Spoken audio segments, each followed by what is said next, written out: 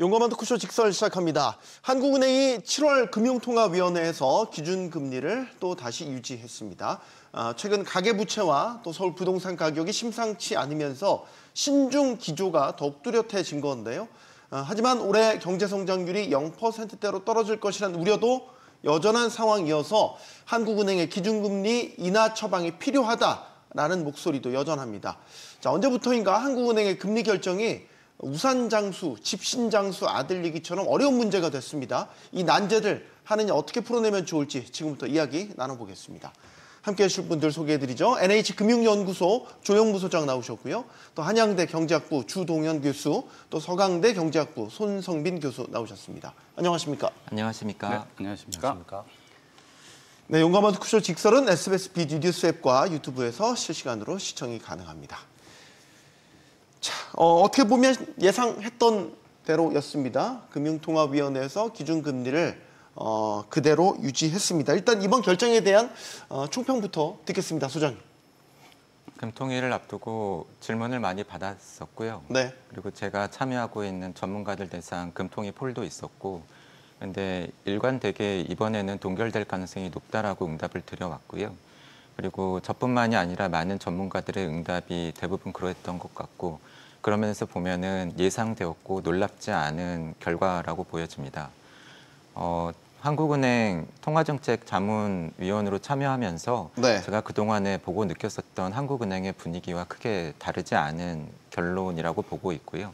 결국은 앞서도 진행자께서 말씀을 해주셨지만 뭐 가계부채 그리고 부동산 가격 그리고 미 연준의 통화정책 흐름 이러한 여러 요인들을 감안했을 때 뭐 금리를 내리기 쉽지 않았던 상황이었고 거기에 부합되는 결론이 나온 것 같습니다. 네.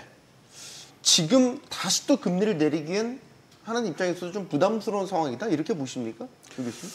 네, 지금 앵커님 오프닝 멘트에서 집신 장수 그리고 이제 남학신 그 장수 아들들을 둔 어머니 같은 상황이 지금 한국은행이다 뭐 이런 얘기 하셨는데 이게 지금 한국은행이 정책 수단이 단기금리 하나인 거죠. 그런데 이제 목표는 물가도 잡아야 되고 경기도 부양해야 되고 금융 안정도 봐야 되고 이렇게 정책 목표가 많으면 그럼 그 정책 목표에 해당하는 정책 수단들이 있어야 되는 거거든요. 그래서 팀버게너 법칙이라고 목표가 여러 개면은 그 수에 해당하는 만큼의 정책 수단도 있어야 된다. 그런데 지금까지 이 정책을 하는 데 있어서 이 정부가 적절한 역할을 하지 못하면서 한국은행이 이 세 개를 하나의 수단으로 전부 다 책임을 져야 되는 듯한 느낌이 있었던 거죠. 그런데 이제 지금 새 정부가 출범을 하면서 지금 주택하고 가계부채 같은 경우 같은 이제 금융안정 이슈는 지금 금융당국이 거시건조성 정책 수단으로 대응을 하고 있고 네. 그리고 경기는 어쨌거나 재정으로 또 대응을 해주는 면이 있기 때문에 한국은행이 여러 정책 목표 중에서 물가에 집중할 수 있는 환경이 이제 조성이 됐다라고 봅니다. 그래서 최근에 살짝 물가 불안 조짐이 이제 보이는 상황이었기 때문에 물론 이제 금융 안정도 고려된 부분이 있겠지만 정부 정책에 이제 공조를 하는 입장에서 그래서 인플레이션 기대 심리를 이게 자극할 수 있는 이 금리 인하 선택은 이번에는 어렵지 않았나라는 생각이 듭니다. 네, 손 교수님은 이번에 금리를 그대로 유지한 핵심적인 배경 꼽자면 뭐가 있다고 보세요? 예, 앞서 말씀하셨지만 그 경기와 물가 두 가지 목표가 있는데 그 경기만 보면은 당장 낮춰야 되겠지만 문제는 물가입니다. 근데 네. 전반적으로 뭐 환율이나 유가 안정 등으로 인해서 전체적인 물가는 비교적 안정적으로 유지되고 있지만, 아까 말씀하셨던 그 부동산, 가계대출 그리고 또 식품 부문에서 물가는 빠르게 상승하고 있습니다. 그리고 또 앞으로 대규모 소비 쿠폰으로 인한 그 재정 확장도 예정되어 있는 상황에서 네. 이 상황에서 금리까지 낮추는 통화 정책을 쓴다면 좀 부담이 있었으리라고 생각합니다. 그 한국은행 통화 정책은 그 기준 금리를 제시하는 것도 물론 역할이지만 경제 주체들에게 시그널을 제공하는 것도 또 중요한 역할인데 지금 뭐 가계부채 이런 걸 보면 사실 금리를 뭐 좀 올려서 억누르야 되지만 그럴 수는 없는 상황이지 않습니까? 네. 하지만 올리진 않더라도 이번에 동결했다. 이거는 우리가 지켜보고 있다. 신경 쓰고 있다. 이런 시그널을 주었다는 측면에서 이번에 한 텀 쉬고 간 게 아닌가 이렇게 생각하고 있습니다. 네. 사실 이제 오늘 금통위가 이제 있기 전에 부동산 시장이 워낙 긴박하게 돌아갔습니다. 집값이 이상 급등을 했고 여기에 따른 이제 아주 초강력 대출 규제도 정부 차원에서 발표가 됐죠. 그래서 이 집값을 잡기 위해서라도 금리를 추가적으로 내리기 쉽지 않을 것이다. 이제 이런 전망이 있었단 말이죠. 이렇게 유지를 했습니다. 그러면 일단 집값 급등세가 좀 안정될까, 잡힐까, 급한 불은 끌 수 있을까? 어떻게 보십니까? 금리를 올린 것도 아닌데 동결해서 집값이 잡힌다라고 말씀드리는 건 좀 너무 센 것 같고요. 마지막에 이제 급한 불은 끌까? 약간 수정했는데 그거를 또. 근데 앞서 교수님들 말씀 주신 것처럼 달성해야 되는 목표는 여러 가지인데 가계빚도 잡아야 되겠고 집값도 잡아야 되겠고 물가도 신경 쓰이고 미국은 또 생각처럼 금리 안 내려주고 근데 경기는 썩 좋은 것 같지는 않고 근데 할 수 있는 것은 뭐 물론 뭐 자금 대출 이런 것도 있지만은 정책 네. 금리를 올리고 내리는 거 수단 하나뿐인데 결국은 이렇게 달성해야 되는 목표가 여러 가지가 있을 때에는 그때그때의 상황에 따라서 지금 어느 요소를 가장 중시할 것인가 웨이트의 문제라고 봅니다. 그런 면에서 보면은 뭐 물가도 영향을 줬겠고 뭐 미국의 통화 정책도 영향을 줬겠고 하겠지만은 제가 생각하기에는 가계 부채 그리고 일부 지역이긴 하지만은 주택 가격이 꽤 오르고 있었고 그것의 네. 확산에 대한 우려가 있었고 이러한 부분에 대한 웨이트가 훨씬 더 크게 작용했다라고 보고 있고요. 진행자께서 기억하실지 모르겠습니다만 사실은 지난해부터 지속적으로 미국이든 한국이든 네. 정책금리 인하는 시작을 했지만 네. 기대들 하시는 것만큼 그렇게 빨리 많이 못 내릴 것 같다라고 말씀을 드려왔고 네. 지금도 그렇게 보고 있고 그러한 연장선상에서의 결정이라고 보고 있고 하지만 앞서 달성해야 되는 여러 가지 목표들을 말씀을 드리면서 경기도 말씀을 드렸습니다만 경기 흐름만 놓고 본다라고 한다면은 도리어 왜 금리를 안 낮췄을까? 낮추면 도움이 되었을 텐데라고 생각하시는 분들도 분명히 있을 거라고 생각을 합니다. 네. 하지만 그럼에도 불구하고 어쨌든 지금 통화 정책의 우선순위에 있어서는 다른 부분이 더 고려된 상황이다라고 봐야 될 것 같습니다. 네. 이게 이제 집값이 오르는 데 있어 여러 기대 심리들이 작용한다고 하잖아요. 이제 그 중에 하나가 앞으로 한국은행은 추세적으로 금리를 이제 내릴 거야. 인하 추세로 접어들어서 피보 시작됐어. 이런 기대 심리가 있었단 말이죠. 그걸 이창용 총재도 분명히 알고 있었고 몇 번 얘기를 했었습니다. 일단 멈춰 세웠잖아요. 인하 추세를. 그럼 이제 시장에는 이제 하나의 시그널로 이게 받아들여질까? 생각보다 빠르지 않을 것 같네. 너무 이게 기대를 높여서는 안 될 것 같네. 이런 식으로 시장이 좀 받아들일까? 이런 부분이 궁금한 거죠. 예, 그러니까 통화 정책이 있고 거시 건전성 정책이 있고 이제 네. 재정 정책이 있는데 이제 특히 통화 정책하고 거시 건전성 정책은 겹치는 이제 부분이 많아요. 그래서 그 어떤 그 충격의 종류에 따라서 그 두 정책이 상충하기도 하고 이게 같은 방향으로 효과적으로 서로 작용하도록 하는 경우도 있고. 네.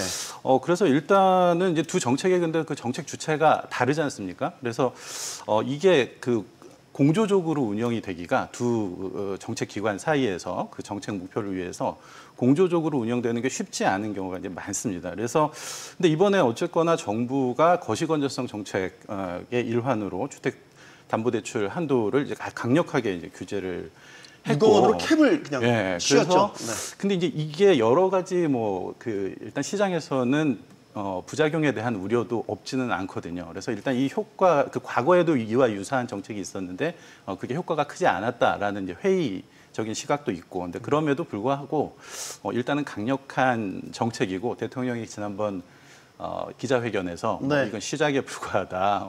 앞으로 뭐 지금 정확히 맛배기에 왜 불과하다 이렇게 얘기를 그랬나요? 하셨죠. 네, 그래서 뭐 앞으로 대책 많다. 이제 이게 심리에 영향을 줄 수 있는 결국은 말로 정책의 최종 책임자가 이제 그런 얘기를 했기 때문에 일단은 심리적으로는 이제 강력한 이제 효과를 지금 가지고 있다라고 생각이 됩니다. 그리고 최근에 주식 시장이 이렇게 나쁘지 않고 그래서 지금 정부는 이게 사실 우리나라의 아주 그 오래된 이 문제인데 지금 자산을 금융 자산보다는 부동산 쪽에 너무 많이 갖고 있기 때문에 지금 네. 이 주택 가격 상승했을 때 발생하는 문제도 큰 거고, 그래서 일단 정부가 금융시장 활성화를 통해서 이제는 더 이상 집으로 재테크를 하게 하지 않겠다 이제라는 의지도 또 표명을 했고 하니까 일단은 그 영끌 심리, 그 네.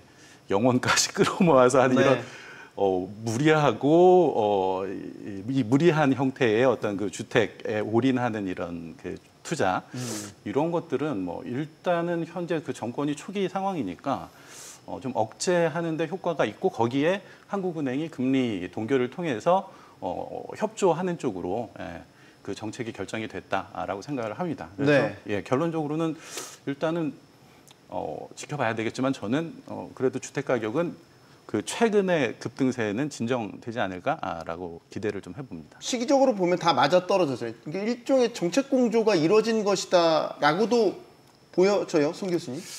예, 그 정책 공조가 일어나고 있는 것도 맞고 또 요새 약간 한풀 꺾이는 듯한 모습을 보이는 것도 맞는 것 같고 또 부동산이 급등락을 하면 여러 가지 부작용이 있기 때문에 이런 영끌을 하려고 하는 심리가 잡히기를 저 개인적으로도 토망하고 있지만 네. 저는 이게 쉽지만은 않다고 생각합니다.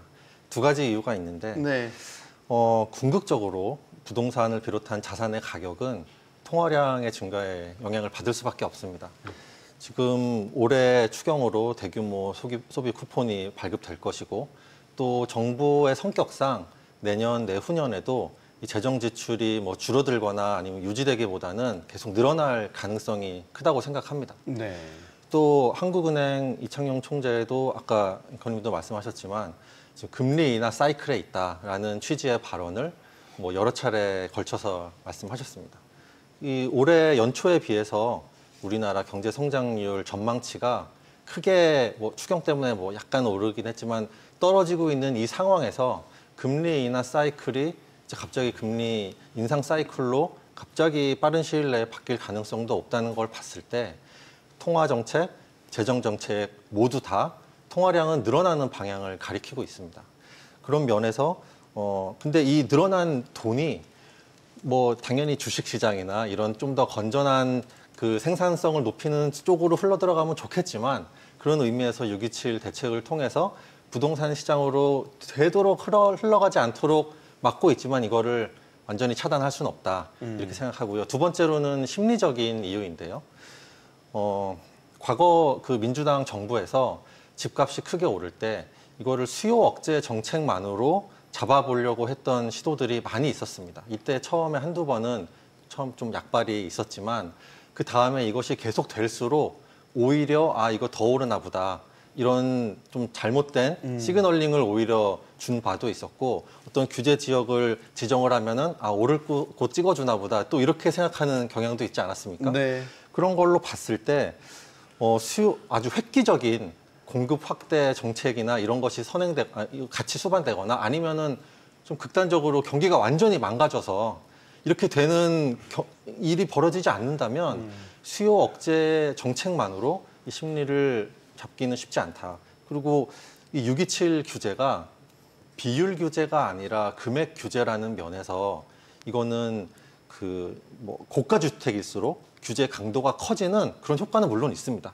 그래서 뭐 15억, 20억 하는 그런 초고가 주택의 경우에는 지금과 같은 매수세가 좀 꺾일 거라고 기대할 수 있는데 이 6억 원의 주택담보대출로 매수 가능한 그런 지역으로 수요가 쏠리는 일종의 풍선 효과도 일어날 수 있고 그렇게 되면은 그거보다 약간 위에 있는 급지에서 호가를 또 올리고 그럼 다른 데서 또 올리고 이런 연쇄 반응도 일어날 수 있기 때문에 개인적으로 정말 이 부동산 시장이나 가계대출이 안정되길 바라지만 수요 억제 대책만으로는 쉽지 않을 수 있다 그렇게 생각합니다.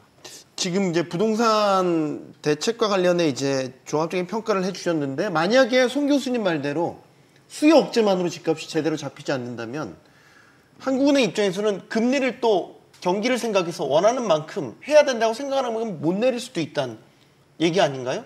지금 주담대 뭐 가계부채 늘어나는 추이나 이런 것들도 최근에 나왔지만 7, 8월까지는 계속 증가세가 유지될 거라고 하고 좀 제가 미시적으로 여쭤보면 지금 올해 금토위가 80, 11 세 번 남았잖아요. 근데 가계부채 증가세 꺾이지 않고 집값 생각보다 일시적으로 뭐 주춤할 수는 있겠지만 추세적으로 잡히지 않는다고 본다면 이제 얼마나 더 그럼 한국은행이 그 부담 없이 금리를 내릴 수 있을까? 갑자기 드는 생각. 추가적인 금리 인하 여력 또는 네. 올해 남은 기간 동안의 정책 금리 조정에 대한 전망 네. 질문 아니, 같습니다. 집값이 발목을 잡는다면 그 조건. 하에. 집값이 발목을 잡는다면 우선 먼저 말씀드려야 될 게 저는 부동산 전문가는 아닙니다. 네. 그 부분을 꼭 감안해서 들어주시면 좋겠고요. 네. 앞서 말씀을 주시면서 교수님께서 중요한 포인트들을 말씀을 해주셨다고 봅니다. 돈의 양, 유동성에 대해서 말씀을 주셨고요. 결국은 주택, 집도 재화이기 때문에 수요와 공급 이 부분을 말씀을 주셨습니다. 지난해부터 지속적으로 말씀을 드리고 온 것이 미국도 그렇고 한국도 그렇고 금리 인하 사이클로 접어들었지만 지난해 네. 가을 이후에 금리 인상 사이클이 끝났을 때 코로나를 거치면서 대거 풀렸었던 돈의 양이 충분히 회수되지 않은 상태에서 금리 인상 사이클이 끝났다라고 계속 말씀을 드려왔고요. 예. 그런 가운데서 사실은 지금 금리 인하 사이클인 겁니다. 한마디로 저는 여전히 금융시장에 자산시장에 풀려있는 돈의 양은 많다고 봅니다. 결국은 그 돈이 어디로 흘러갈 것인가에 하는 문제인데 사실 돈은 원하는 대로 흘러가지 않죠. 투자 수익률이 높은 곳을 찾아서 또는 불안감이 높을 때는 보다 더 안전한 곳을 찾아서 그냥 스스로 움직인다라고 봅니다. 그러한 면에서 정책이 아주 세부적으로 정치하게 작동하지 않는다라고 한다면 원하는 대로 돈의 흐름이 이어지지 않을 가능성이 있다라고 개인적으로는 보고요. 네. 그리고 두 번째로 수급과 관련을 해서는 이것도 뭐 예전부터 말씀을 드려왔던 건데 과거 경험으로 볼 때 네. 지금 이슈가 되고 있는 지역들, 집값이 많이 오르고 관심에 초점이 되는 지역들을 본다면 과거에 그러한 지역들까지도 의미 있게 주택 가격이 조정을 받았었던 시기들이 있기는 있습니다. 네. 그때의 특징이 뭐냐면 사람들이 이 지역에 의미 있는 정도의 공급이 이루어질 것이라고 믿을 정도로 구체적이고 세부적으로 주택 공급에 대한 계획이 발표가 되었고 실제로 공급이 이루어졌던 시기입니다. 과거 신도시라던가 또는 국민행복기금과 이런 보금자리 뭐 이런 정책이 이루어졌던 때죠. 그런 면에서 보면은 여전히 공급 정책이 중요하다. 특히 관심의 초점이 되는 지역에 앞으로 몇 년 동안 어느 정도의 주택이 어느 지역에 공급이 될 건지를 구체적으로 발표하는 것이 저는 매우 중요할 거라고 봅니다. 그런 면에서 수급은 여전히 중요하다. 하지만 이러한 종합적인 요인들을 놓고 보았을 때 그러면 한국은행의 통화 정책은 어떻게 될 것 같으냐? 저는 아직 한국은행의 금리 인하 사이클이 끝났다라고 보지는 않습니다. 기대들 하시는 것보다도 한국은행이 빨리 많이 못 낮추고 있을 뿐이지 한국의 경기 흐름을 보면은 아직까지는 낮춰야 될 필요성이 제기될 여지가 있습니다. 하지만 예상처럼 빠르지 않을 가능성이 높고요. 제 전망은 4분기에 한 차례 정도의 추가 금리 인하가 예상된다라고 보고 있습니다. 그럼 이제 한 차례, 지금 3번 금통이 남은 것 중에 한 차례 정도 한 차례. 추가 인하 가능성 있다고 보시는군요. 물가 측면에서 이번엔 좀 짚어볼게요. 지난달 물가가 1% 후반대까지 떨어졌다가 이제 지난달 물가가 다시 2%대로 올라서면서 이상하네? 약간 이거 이상 신호인가? 이제 물가 다시 걱정해야 되나? 이제 이렇게도 보시더라고요. 일단 지금 물가 상황 어떻게 보시는지부터 먼저 여쭙겠습니다. 6월 물가 상승률 2.2% 2.2. 나온 네. 거죠. 한국은행의 그 인플레이션 타겟팅은 2%를 중심으로 하는 거고 이게 언론에서는 좀 다소 민감하게 이제 반응을 하는 부분이 있는 것 같은데 그리고 물론 네. 이제 대통령도 또 특히 이게 생활물가 중심으로 해가지고 많이 올랐기 때문에 안 그래도 경기가 안 좋은데 생활물가까지 오르면 이제 서민들의 삶이 팍팍해지는 이런 상황이 되기 때문에 언론에서 그런 것들을 충분히 지적할 수 있다라고 이제 생각을 하기는 합니다만 네. 일단 이제 물가 현재 상황을 가지고 그렇게 크게 우려할 만한 일인가라는 생각은 개인적으로 이제 저는 좀 하는데 이제 물가 상승 요인을 이제 수요 측면에서 발생하기도 하고 비용 측면에서 발생하기도 하는데 이제 최근에 그 정부 쪽의 그 의견을 들어보면은 이게 지금 비용 쪽에서 이제 인플레이션이 좀 발생을 하고 있는 상황이다라고 네. 생각을 하는 거죠. 근데 그 상황에서 그러면은 이제 지금 추경 아까 송 교수님 이제 말씀하신 것처럼 지금 추경 집행하고 이러면은 또 이 사람들이 어쨌거나 가서 그 소상공인들 영업장이나 이런 데서 돈을 쓰기 시작하면은 또 추가적으로 이 수요 측면에서 가격이 상승할 가능성이 있기 때문에 현재 수준 에서 이 억제를 하는, 그러니까 특히 이제 인플레이션 기대 심리를 관리를 하는 게 이제 저는 중요하다라고 생각을 하고, 그래서 이 비용, 일단은 사실은 정책이 그 경기 부양 정책은 물가도 상승을 시키고 생산도 상승을 시키는 뭐 그런 쪽으로 작동을 하는 충격이기 때문에 뭐 네. 거기에서의 물가 상승을 피할 방법은, 이 정책을 하고 있으면서 재정 확대 정책을 하고 있으면서 그걸 피할 방법은 없고, 지금 현재 그 지적되는 비용 측면에서의 그 물가 상승 요인, 이제 요거는 정부가 뭐 사실은 시장에서 해결이 되면 제일 좋기는 하지만, 이제 그럼에도 불구하고 인플레이션 기대 심리가 누적되면 곤란하다라는 측면에서, 그리고 정부가 이제까지 어떤 그 특히 서민의 삶과 관련해서 어떤 그 물가는 어느 정도 개입을 뭐 하는 것이 네. 받아들여지는 부분이기 때문에 이 부분에 대해서 정부가 좀 노력을 할 필요가 있다. 그렇게 함으로써 일단은 그 인플레이션 기대 심리를 억제하는 게 중요하다라고 생각을 합니다. 그러면 지금 2.2% 지난달 평균 상승률 나온 거는 걱정할 만한 수치는 아니다.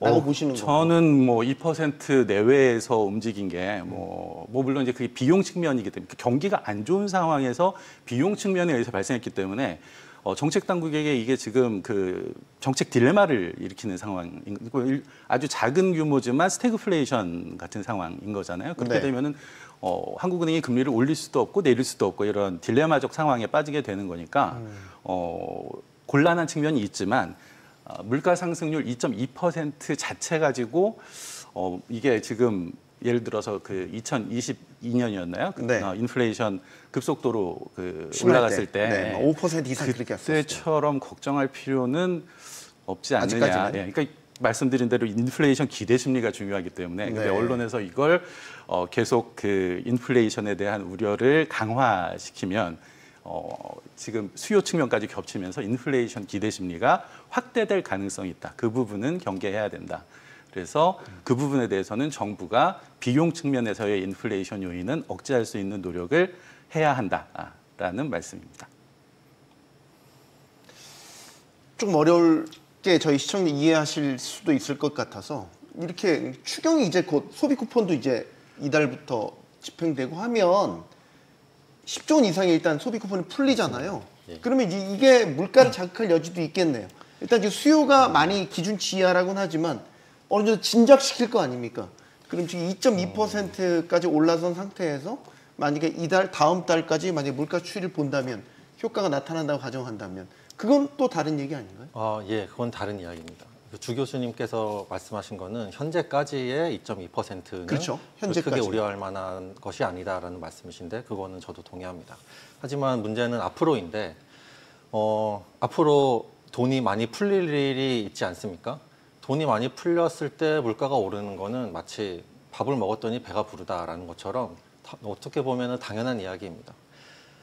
미국의 그 NBER, 그 전미 경제연구소에서 발표한 논문에 의하면 코로나19 때 미국에서 대규모 현금 지원과 그 경기부양책이 있었는데, 네. 이것이 인플레이션율을 2에서 3%포인트 추가적으로 끌어올렸다는 연구 결과가 있습니다. 2에서 3%? 예, 2021년이나 2022년에 미국의 연간 인플레이션율이 4에서 5% 정도였다는 것을 보면 그중에 절반 이상이 이 재정 지출에 의한 그 효과였다는 그런 뜻이지요.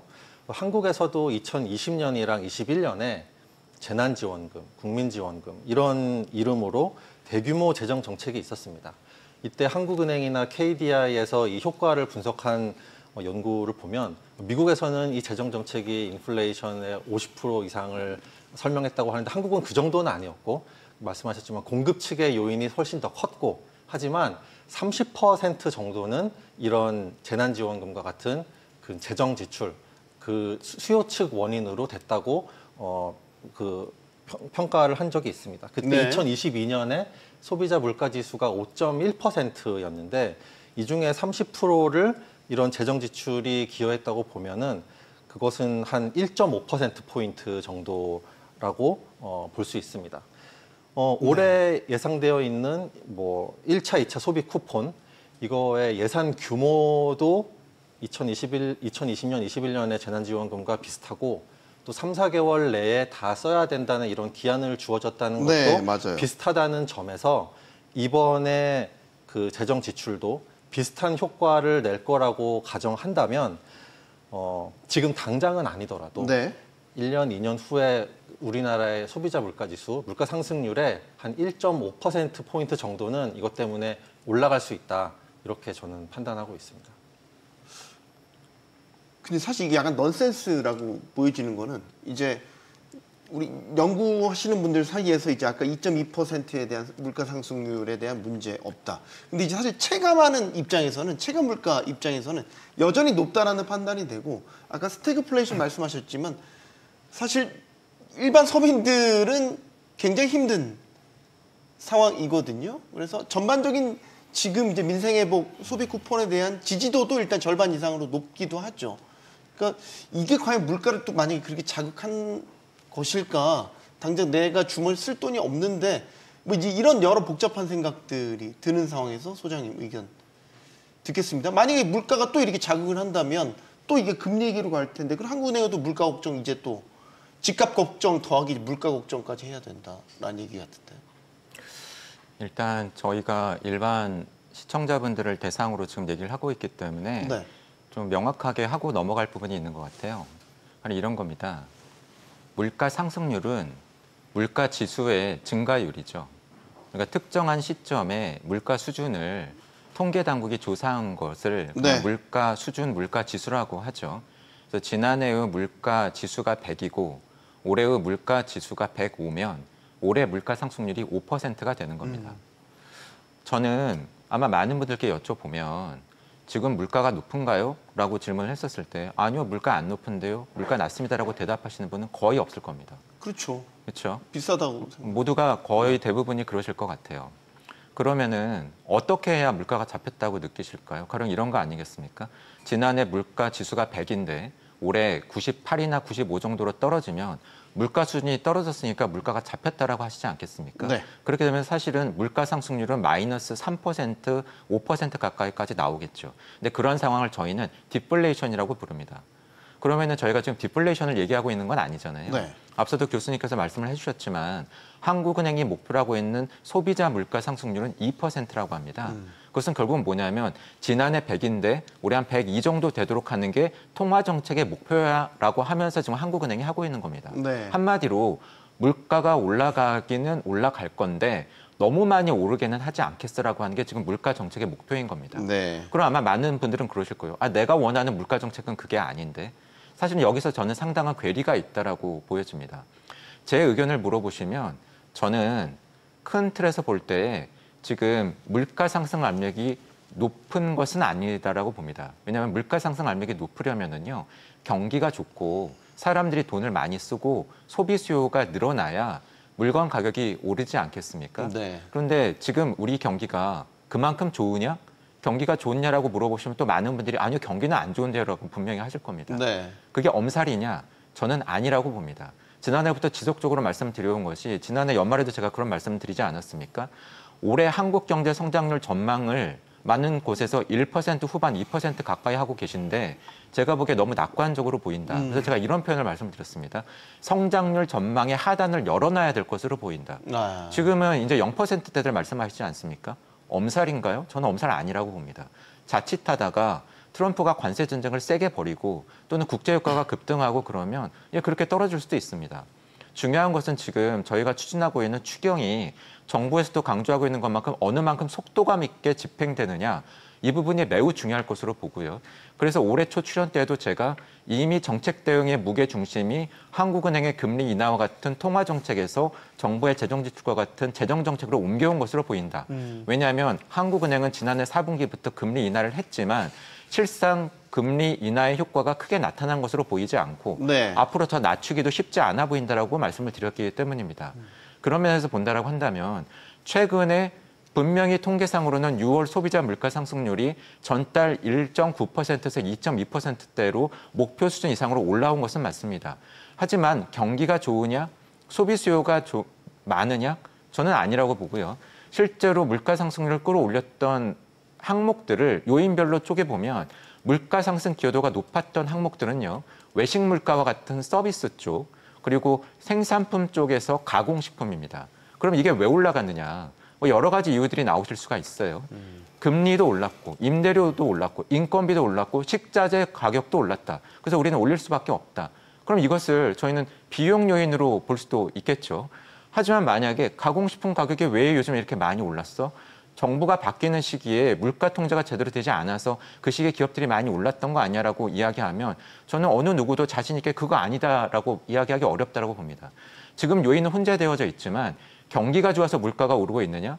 그리고 또 최근에 그동안에 제가 경험했던 것처럼 국제유가가 아주 급등했었느냐? 다행히 중동 전쟁이 지금 소강 국면을 잡혔죠. 맞았기 때문에 네. 이나마라도 지금 상황이 나타나고 있지만 만약에 그게 그렇지 않았다고 한다면 물가는 더 올랐을 겁니다.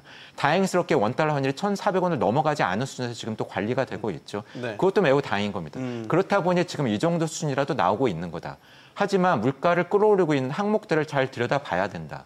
이것이 물가 관리와도 직결되어 있기 때문이죠. 하지만 큰 틀에서 보면 올해 한국 경제가 그다지 좋지 못할 가능성이 있기 때문에 물가 상승이 지속적으로 많이 올 거라고 저는 보고 있지는 않습니다.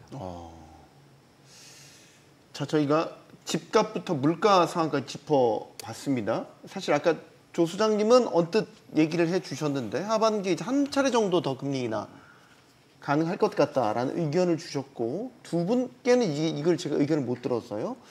그럼 이제 종합해 보면 진짜 하느냐 이제 남은 금통위 동안 선택이 어떻게 될 것 같냐. 뭐 두 차례까지도 얘기하는 뭐 그런 전문가들도 계시더라고요. 일단 교수님. 예, 뭐 그 물가 관련해 가지고 제가 다소 추상적으로 말씀드렸던 부분을 조 소장님께서 너무 자세하게 아주 그 와닿게 설명을 해주셔가지고 말씀 아주 잘 들었고요. 그래서 거기에서 그거에 근거해서 또 지금 금리가 기본적으로는 그 우리나라 경제가 실물 경기 측면에서 슬랙이 있기 때문에 이거를 메꾸기 위해서는 금리 인하 기조가 유지될 가능성이 높고 그래서 한 차례 정도 이제 더 인하를 할 것이다라는 네. 이제 예상을 하신 거잖아요. 그래서 저도 뭐 전적으로 동의합니다. 그러니까 이게 지금은 일단은 아까 말씀드린 대로 이 금융 안정 부분과 경기 부분에 대해서 정부가 각각의 정책 수단으로 대응을 하고 있기 때문에 네. 한국은행으로서는 그런 정책 효과를 지켜볼 수 있는 시간을 번 거죠. 예, 그래서 지금 조영무 그 소장님 말씀하신 것처럼 만약에 경기가 이런 정부의 노력에도 불구하고 살아나지 않는다. 그래서 지금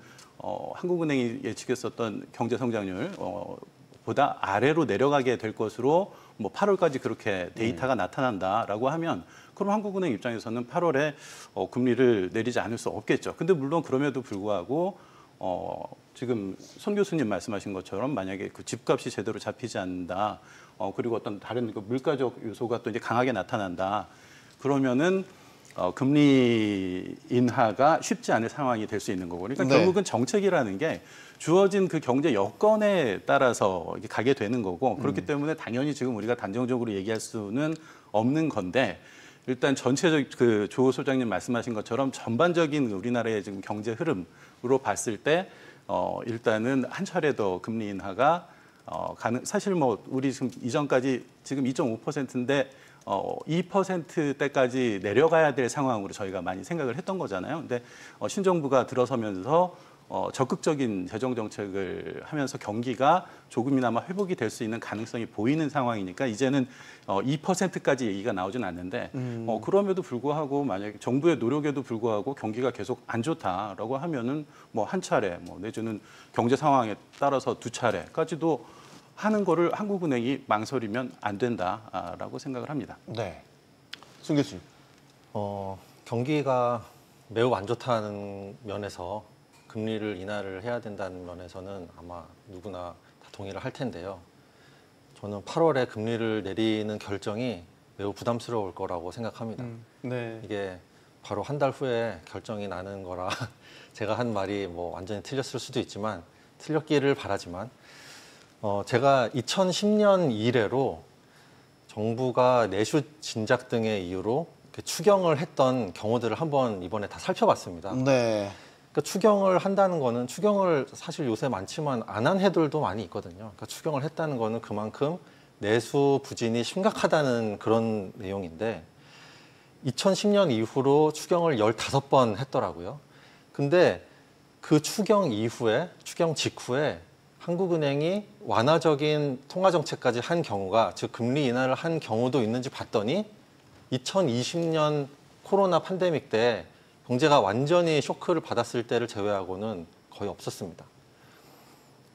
이것은 재정으로 돈을 많이 풀면은 아까도 말씀드렸다시피 장기적으로 물가에는 상승 압력으로 작용할 수밖에 없는데 네. 여기에 이거를 더 부추길 수 있는 그 통화 정책 완화까지 한다는 거는 그 물가를 책임지고 있는 중앙은행으로서는 부담스러울 수밖에 없습니다.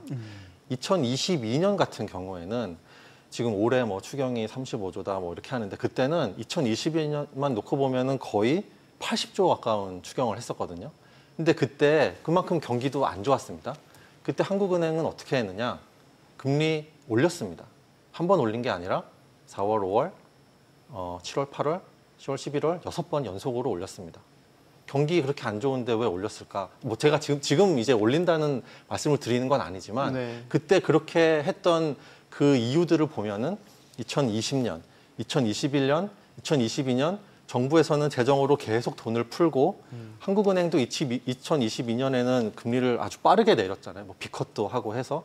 그래서 저금리가 이어지면서 자산 가격, 특히 부동산 가격이 물가가 급격하게 오르던 그런 시기였습니다. 그래서 그거를 막기 위해서 그 경기에 그 부담을 줌에도 불구하고 금리를 그렇게 올렸던 상황이었거든요. 만약 지금 이 정부의 현금 지원 정책이 만약에 효과가 아주 좋아서 이번에 이게 마중물이 되어서 내수 경기도 살아나고 경기가 괜찮아지고 내년부터 우리나라 경제 성장률이 어느 정도 괜찮아진다면 한국은행이 이번에 8월이나 뭐 아니면 그 남은 분기 동안에 금리 내리는 것에 대해서 부담이 많이 없을 겁니다. 네. 하지만 내년에 보면 선거도 일단 있고 또 관세를 비롯한 이 대외 불확실성이 뭐 하루아침에 다 타결돼서 없어지지는 않을 수 있거든요. 그렇다면은 내수 부진이 이어지고 이런 상황에서 그 내년에도 내후년에도 이런 재정을 통한 대규모 통화량 증가가 있다면 한국은행이 만약에 여기에서 금리를 내리는 것을 계속 금리나 사이클을 빠르게 그러니까 예상했던 대로 네. 내린다면 그것이 한 2, 3년 후에 큰 물가 압력으로 알겠습니다. 특히 부동산 가격 압력으로 작용할 수 있다. 그래서 부담스러울 것이다라고 생각합니다. 지금 이제 그 저희 코로나19 이전 수준의 소비자 물가 상승률이랑 기준금리 추이를 보니까 대략적으로 보면 지금 1%포인트 정도 딱 갭이 있네요.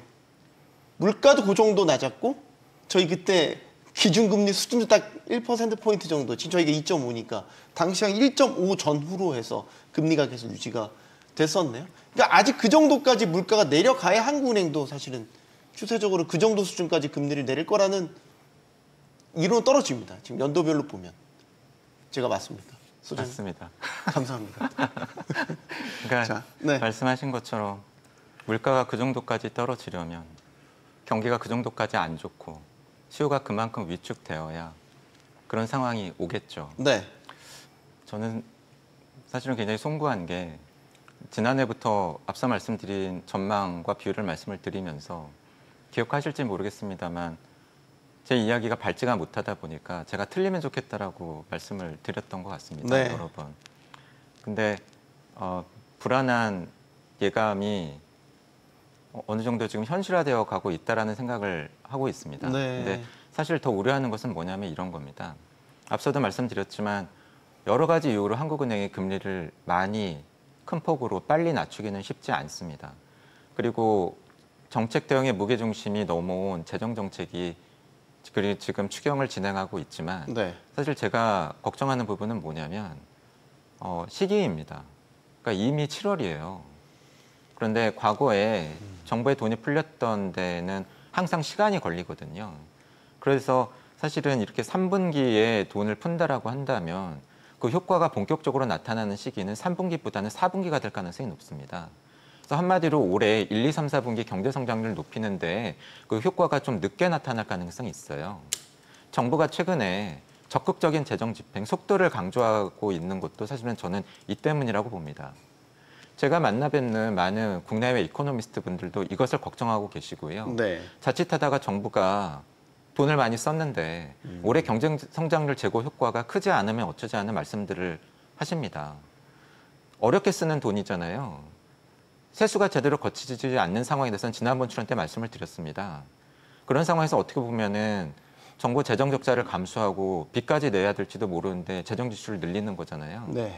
그러면 그 효과를 극대화시키는 게 중요하겠죠. 근데 예상보다도 올해 경제 성장률이 그다지 높아지지 않는다. 그리고 만약에 이 효과가 지속되지 못한다. 내년 경제 성장률 전망해 보면 올해보다 분명히 높아질 겁니다. 올해가 이례적으로 낮았기 때문에요. 그렇죠.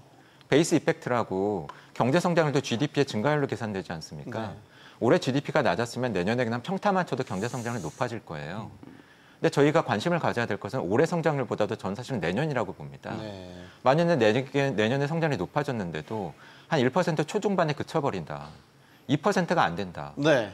그러면은 아마 이런 얘기가 분명히 나올 겁니다. 한국 경제는 장기 저성장 침체에 빠진 거 아니냐. 그 이야기를 우리가 자신 있게 아니더라고 할 수 있는 상황이 될 것이냐. 그래서 저는 재정 지출을 할 때에도 올해 성장률도 중요하지만 지속성에 대해서도 관심을 가져야 된다고 봅니다. 근데 그런 면에서 보면 안타깝게도 올해 여름과 올해 가을이 상당히 어려울 가능성이 있어요. 비유를 해보면 자칫 보릿고개처럼 느껴질 가능성이 있습니다. 한국은행이 쉽사리 금리를 못 낮추고 정부는 돈을 풀었다라고 하는데 그 효과는 본격화되지 않는데 네. 우리나라 GDP는 아직 2분기 통계는 안 나왔죠. 근데 1분기 데이터만 보면은 사실은 전방위적인 경기 둔화 상황입니다. 네. 성장률 자체도 마이너스였죠. 하지만 그 내용이 더 중요합니다. GDP를 구성하는 민간 소비, 건설 투자, 기업의 설비 투자, 수출, 심지어 정부가 쓰는 돈조차도 모두 다 전분기 대비 마이너스였어요. 이런 적이 별로 없습니다. 어느 부문도 지금 자신 있게 한국 경제 성장을 높여준다라고 볼 수 있는 부문이 없어요. 그렇다 보니 앞서 말씀드린 이런 상황 때문에 만약에 뚜렷한 변화가 이루어지지 않는다라고 한다면 자칫 올해 여름과 올해 가을이 보릿고개처럼 굉장히 어렵게 느껴질 가능성이 있습니다. 사실 저는 그 시기가 가장 걱정이 됩니다. 그러면 조금 좁혀서 올해 성장률은 여전히 소장님께서는 하방을 열어두고 0%대가 가능성이 가장 높다고 보세요. 1% 도달. 지금 이제 다음 질문이 사실 이제 최근에 해외 IB 쪽에서 조금 우리 연간 성장률을 전망치를 조금 높여가지고요. 그 질문을 좀 드리려고 했는데 자연스럽게 이야기가 나와서. 여러 가지 여건이 갖춰져야 될 겁니다. 가령 트럼프의 관세 전쟁, 최근에 저희가 경험했었던 중동과 같은 지정학적인 불안으로 인한 국제유가 급등이나 물류비 급등, 이러한 상황들이 한마디로 대외적인 요인들이 우호적으로 좀 작용을 해주고 정부의 재정 지출이 속도감 있게 집행이 되어서 생각보다 빨리 좀 성과를 내주고 그러면 1%대로 저는 올라갈 수 있다고 봅니다. 하지만 만약에 반대 상황이다라고 한다면 이미 많은 전망기관들이 예상을 하고 있는 것처럼 1%에 조금 못 미치는 수준이 될 가능성도 있다라고 여전히 보고 있습니다. 네. 두 분께도 견해를 좀 듣겠습니다. 성장률로 지금 저희가 넘어왔습니다.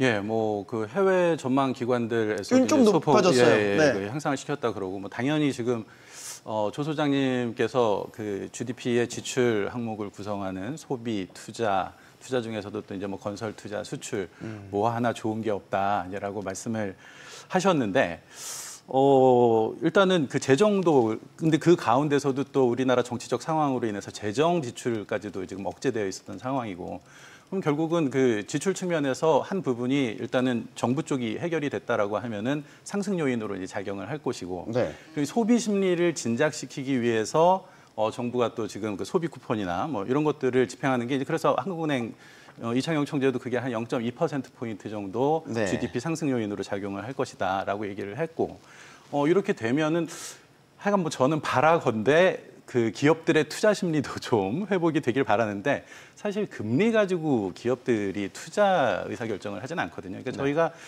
경기 변동 측면하고 지금 조 소장님 말씀하신 우리 그 잠재 그 성장력에 대해서는 그걸 높이는 방법은 조금 다르게 이제 접근이 돼야 되는 부분이 있는 거죠. 그래서 네. 뭐 지금 현 정부가 잠재 성장률을 높이기 위한 방법으로 뭐 AI에 대한 투자를 증가시키겠다거나 사실 근데 그게 잠재 성장률을 올리는 방법은 아주 그 쉽지는 않은 부분이 좀 있습니다. 그래서 일단은 내년도가 아니죠. 올해 이제 그 경제 전망 수준을 지금 말씀드린 좀 긍정적인 요소로 보자 그러면은 어쨌든 한국은행이 지난번에 전망했었던 것보다는 한 0.3%포인트 정도는 최소한 좀 올라가는 거 아니냐라고 생각이 듭니다. 네.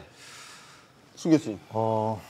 저는 이제 과거의 데이터를 보고 판단을 했는데요. 먼저 트럼프 불확실성이 너무 커서 여기서 이 숫자를 하나를 말하는 게 참 네. 의미가 없다고도 생각하지만 그 무역 협상이 잘 된다는 그런 낙관적인 가정하에 네. 그 올해 경제 성장률 전망치 그 수치는 결국에 지금 곧 있을 이 소비 쿠폰 이것의 소비 진작 효과가 얼마나 클 것이냐 이것이 크게 좌우한다고 생각합니다. 우리나라의 작년 GDP가 2,500조 원, 이번에 소비 쿠폰에 들어간 예산 규모가 한 13조 원입니다. 그러니까 사람들이 원래 하려고 했던 소비는 다 하면서 소비 쿠폰으로 받은 돈까지 추가적으로 다 쓰면 이건 올해 뭐 11월 지나면 없어지는 거니까 당연히 네. 다 쓰겠죠. 네. 그러면 2,500조 분의 13조 하면은 한 0.5% 정도 되거든요. 이렇게만 되면은 우리나라 GDP 성장률 0.5% 포인트 오르는 겁니다. 하지만 그렇게는 안 되죠. 돈을 받으면 그것이 기존 소비를 대체하는 효과가 큽니다. 그래서 지난 코로나 때의 상황을 KDI에서 연구한 결과를 보면 그 한 20%에서 30% 정도 추가적인 소비 지출이 발생한다. 내가 100을 받으면 그 100을 다 쓰긴 하지만 그중에 70, 80 정도는 원래 쓰려고 했던 거 그걸로 쓴 거고 한 20, 30 정도만 추가 소비 지출이 생긴다는 건데요. 그런 거 뭐 여러 가지 패턴이 네. 비슷하기 때문에 이번에도 비슷하다고 가정을 한다면 한 GDP 성장률은 0.1에서 0.15% 포인트 정도 상승한 1% 내외가 되지 않을까 예상을 하고 있습니다. 비슷하시네요. 이게 아까 네. 추세도 중요하다고 하셨으니까 최근에 OECD에서 우리 잠재 성장률을 공식적으로 1%대로 이제 낮췄더라고요. 네. 사실 저희가 이제 비공식적으로는 한국은행의 KDI에서도 잠재 성장률 2%는 깨졌다라고 이제 이야기는 하고 있는데 그래도 이제 공식 통계로 나오니까 또 좀 새롭더라고요. 그러니까 이게 그냥 경제 성장률과 잠재 성장률의 일단 차이가 저희가 기초 체력이라는 차원에서 보면 잠재 성장률을 이번 1% 떨어진 거 우리가 구조적으로 많이 바꿔야 되는 과제들까지 포함하면 불가피하다. 지금 아까 소장님께서 말씀하신 것과 연결이 돼서 다시 질문을 좀 드리겠습니다. 제가 지난 주말에 연합뉴스 기자분께 그 건 관련해서 OECD. 연락을 받고 네. 그래서 연합뉴스에서 처음 기사화되고 이제 많은 언론에서 그 이야기를 하셨던 걸로 기억을 합니다. 그래서 저도 그 숫자를 확인을 했었고요. 근데 저는 연구자로서 그런 말씀을 드릴 수 있을 것 같아요. 잠재 성장률이라고 하는 게 어느 나라의 경제 체력, 이 정도 달릴 수 있는 속도 이런 거라고 본다라고 한다면 사실은 경제는 오랫동안 달리지 않습니까? 뭐 100m만 달리고 말 건 아니잖아요. 네. 근데 뭐 42.19 마라톤을 달리는데 특정 구간에서 좀 빨리 달릴 수도 있고 또는 좀 늦게 달릴 수도 있고 그런데 결국은 그 달리기 선수의 체력 또는 실력 이런 것을 감안하는 거라고 한다면 사실은 저는 잠재 성장률은 장기적인 평균 성장률 개념이라고 봅니다.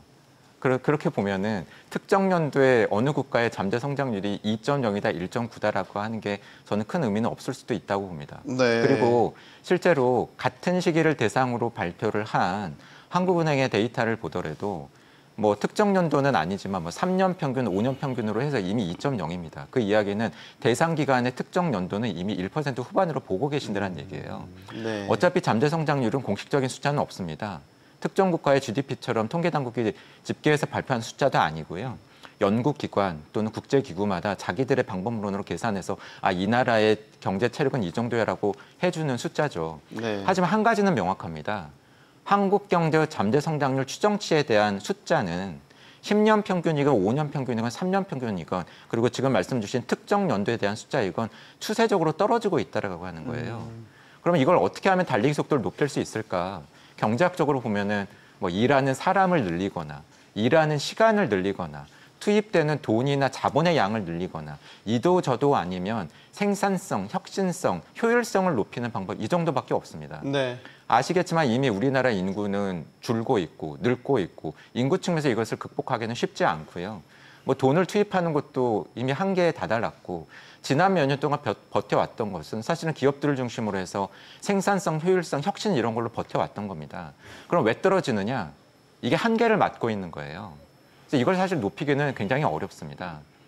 그나마 남아있는 방법이라고 한다면 사실은 대거 은퇴 시기를 맞고 있는 노년층을 중심으로 해서 어떻게든 너무 일찍 은퇴해서 일 그만두시지 마시고 생계를 위해서건 국가 경제를 위해서건 조금 더 일하시도록 하는 방법이 있을 거고요.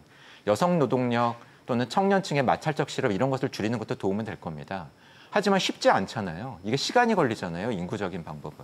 결국은 앞서도 교수님께서 말씀을 해주셨지만 기업들의 노력, 국내에 대한 투자, 생산성 혁신 이런 부분으로 단기적으로는 기댈 수밖에 없고 그런 면에서는 기업 경제 활동을 보다도 육성하고 지원해 주는 것이 매우 중요하다고 봅니다. 이제 미국 연준은 별로 중요 고려 대상이 아닙니까? 저희가 언제부턴가 이제 연준을 별로 얘기를 안 해요. 이런 이제 금통위 같은 거 저희 토론 다룰 때 예전에 이제 연준과 금리 격차 지금 보면 이제 연준은 3.5, 저희가 딱 2.5, 1%포인트 딱 그 차이가 나는데 모르겠어요. 사실 미국도 이제 금리 결정을 워낙 트럼프 대통령이 좌지우지하려는 이상한 현상들이 나타나고 하니까 어느 순간 기존 우리 전통적인 공식이 다 깨져버린 것 같아요. 어떻게 보세요? 그러니까 뭐 오늘 아침에 뉴스를 보니까 트럼프가 그 미국 연준 기준금리는 3%포인트 더 낮춰야 된다라는 네네. 얘기를 해가지고 야 뭐 거의 제로까지 낮추라는 얘기죠. 네. 뭐 그렇게 얘기를 하는 근데 또 그거를 또 연준 지금 총재는 또 완전히 무시를 하는 이제 상황이잖아요. 네. 그러니까 뭐 경제학을 하는 사람들 입장에서 내지는 그 경제 전문가로서 그 정치인 트럼프가 얘기하는 그 정책 방향에 대해서 뭐 동의를 할 수도 없고 그렇다고 그거를 논리적으로 반박을 할 수도 없고 하니까 연준은 자기들만의 스탠스를 데이터를 보고 간다라는 이제 얘기를 계속해서 하는 거죠. 그러다 보니까 사실은 뭐 트럼프가 그렇게 강하게 나서지 않았다라고 하면은 오히려 연준이 금리를 인하할 수 있는 여지도 있었을 텐데 그걸 그렇게 계속 압박을 하면은 연준 총재 입장에서는 어떤 네. 압박에 굴복하는 형태가 된다라고 생각을 할 수도 있는 것이고 이제 그러다 보니까 연준이 지금 계속해서 금리를 동결하는 상황이 되는 것 같은데 그래서 지금 연준의 논리를 보면 어쨌거나 지금 관세 정책이 계속 불확실성이 아주 사라지지 않은 상태고 그리고 또 이제 뭐 관세 정책 자체가 확정이 된다고 하더라도 그 효과는 시간에 걸쳐서 나타나게 되는 거니까 그거를 연준 입장에서는 어쨌거나 비용 측면에서의 인플레이션 요소고 인플레이션 기대 심리가 확대되는 것을 막는 게 연준의 의무이고 하다 네. 보니까 일단 금리를 올릴 수 없는 상황이다라고 되는 거죠. 근데 이제 그럼에도 불구하고 6월에 그 연준이 그 경제 전망을 발표를 했잖아요. 그러면서 거기 점도표도 같이 나오고 하면서 일단은 연준 전체의 입장은 경기가 다소 둔화될 수 있고 그래서 이제 금리를 낮출 필요성이 한두 차례 있을 수 있다라는 이제 얘기는 하고 있다라고 생각이 듭니다. 네. 그러니까 그래도 연준이 속 시원하게 금리를 내리면 한국은행 입장에서도 여러 고려 요소 중에서 그래도 좀 한 부담 덜고 내릴 수 있는 그런 여지도 있는 거 아니에요. 그러니까 미국도 결국은 하반기에 남은 추세가 저희한테도 중요하겠네요. 송 교수님. 예, 그 주 교수님 방금 말씀하셨던 대로 미국 연준은 아주 신중하게 금리 인하 결정을 할 것 같습니다. 네. 예전 한 몇 년 전에 물가 예측에 대해서 큰 실수를 한번 한 적이 있지 않습니까? 네. 뭐 이게 템포러리하다 그렇기 때문에 관세가 확정되고 그것에 물가에 미치는 영향이 어느 정도 되는지 본 다음에 결정을 할 것입니다. 그러면 우리나라에는 뭐 한미 간의 금리 차이가 있는 상황에서 미국은 안 낮추고 있는데 우리나라는 금리를 낮추면 한미 간 금리 차가 더 벌어져서 자본 유출이 생기고 원달러 환율의 문제가 생기고 이런 것들이 한 상반기 정도까지는 많은 이야기를 했었는데 요새 그런 얘기 없다고 말씀하셨잖아요. 지금 그런 걱정을 크게 할 필요는 없다고 생각합니다. 네. 미국의 결정을 바라보면서 우리의 금리 결정을 하는 그런 상황은 아닌 것이 그 원달러 가치 환율을 결정하는 요인을 분석을 해보면 사실 글로벌한 달러 인덱스의 그 효과가 그 영향이 절반 이상입니다. 그 나머지가 뭐 국내 펀더멘탈이나 아니면은 국제 수지, 금리 이런 거기 때문에 그리고 미국은 그 계속 경기 하강의 우려가 있고 또 대규모 재정 적자 문제도 심각해지고 있기 때문에 이 달러 인덱스가 가까운 미래에 갑자기 반등을 해서 달러화가 이렇게 세질 가능성은 그런 많지 않다고 생각합니다. 네. 그런 면에서 봤을 때 이런 한국은행이 너무 한미 간의 금리 차 때문에 그 신경을 쓸 필요는 그 중요하지 않다는 건 아니지만 네. 크지 않다 이렇게 생각합니다. 우선순위에서는 뭐 예. 그렇게 앞에 둘 필요는 없다, 현재 상황으로서. 예, 예. 네, 한국은행 금융통화위원회 기준금리를 2.5%로 그대로 유지하기로 했다는 소식을 다시 한번 전해드리겠습니다. 자, 영화먼 토크쇼 직설 마치겠고요. 여기는 모든 경제가 모이는 SBS 퀴즈입니다. 시청해주신 여러분 고맙습니다.